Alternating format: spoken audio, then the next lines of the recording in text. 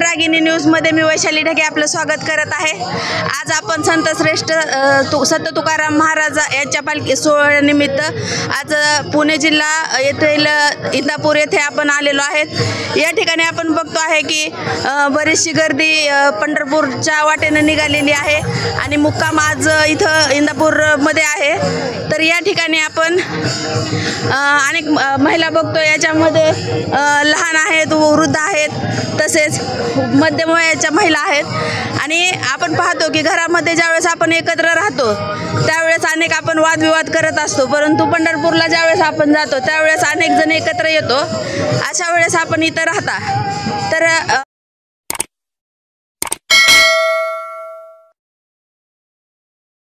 इथं तुम्ही सगळे ॲडजस्ट करू शकताय का? हो, काय वाटतं तुम्हाला? ॲडजस्ट करू शकता आम्ही, समजे एकत्रच असतो, सगळे एकत्रच असतात। मग इथं एका गावातल्या आहात का वेगवेगळ्या गावातून? एकाच गावातला। पालखीसाठी कधीपासून प्रस्थान केलेलं आहे तुम्ही? नाही, पालखीसाठी देव आणायला गेलेला आधी। हां, 10 दिवस आधी देव आणायला गेला आणि पुन्हा 10 दिवसानं इकडे देव घेऊन आले। कुठल्या गावचे तुम्ही? समजे वट शेळगावच्या, बार्शी तालुक्यातलं शेळगाव आहे। बार्शी तालुक्यामधलं शेळगाव? आर शेळगाव।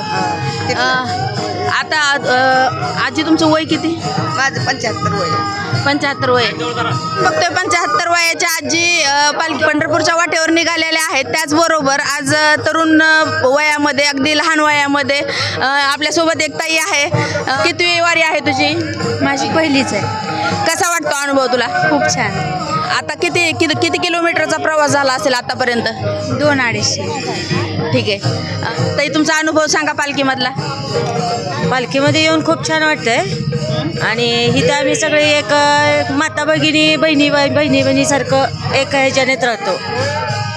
म्हणजे पंढरपूरची पांडुरंगाच्या भेटीची जी ओढ आहे त्या ओढीच्या माध्यमातून तुम्ही अक्षरशः घरामध्ये शेजारी बांधासाठी बांधणाऱ्या सगळ्या मिळून इथं पंढरपूरच्या ओढीनं जे निघालेलं आहात ते अगदी एकोप्यानं व्यवस्थित वाटचाल करत आहात। आपल्यासोबत इथं आणखीन एक आजी आहेत। आजी, वय किती तुमचं? 65 वय। कुठून आहेत? वाणीवाडीहून, म्हणजे शेळगावच्या दिंडीत आलो आम्ही, तुकाराम शेळगावच्या दिंडीत। इथं ज्या सगळ्या महिला आहेत त्या सगळ्या ओळखीच्या आहेत तुमच्या? आहेत त्या। माझा आजोळच आहे शेळगाव। आजोळचा प्रवास केलेला आहे तुम्ही। आता आपण घरी बसलो तर गुडघेदुखी आहे, सांधेदुखी आहे, ह्या आजारांनी या वयामध्ये आपण एवढ्या लांबचा प्रवास तुम्ही पायी करताय, तर इथं चालत असताना तुमचं थकवा येत नाही, काहीच थकवा येत नाही। आणि सांधेदुखी, गुडघेदुखी वगैरे नाही, काहीच नाही। देवानं चांगलं नेलं, चांगलं आणून सोडलं। आनंदाने वारी चालली आहे।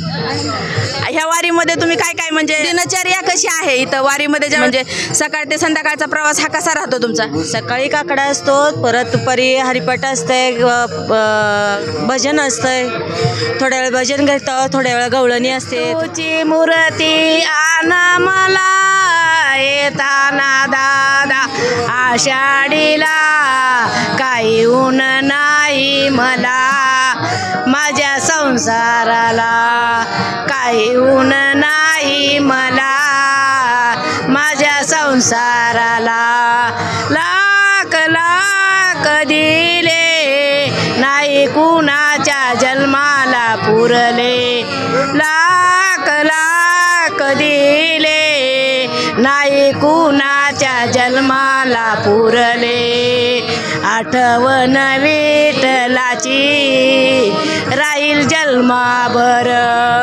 आठवण विठ्ठलाची राहील जन्माभर, साडी चोळी घेतली 4 महिन्यात पाठून गेली, साडी चोळी घेतली 4 महिन्यात पाठून गेली, आठवण विठ्ठलाची राहील जन्माभर, आठवण विठ्ठलाची राहील जन्माभर, गाई म्हशी आटल्या खाऊन पिऊन विसरून गेल्या, गाई म्हशी आटल्या खाऊन पिऊन विसरून गेल्या, आठवण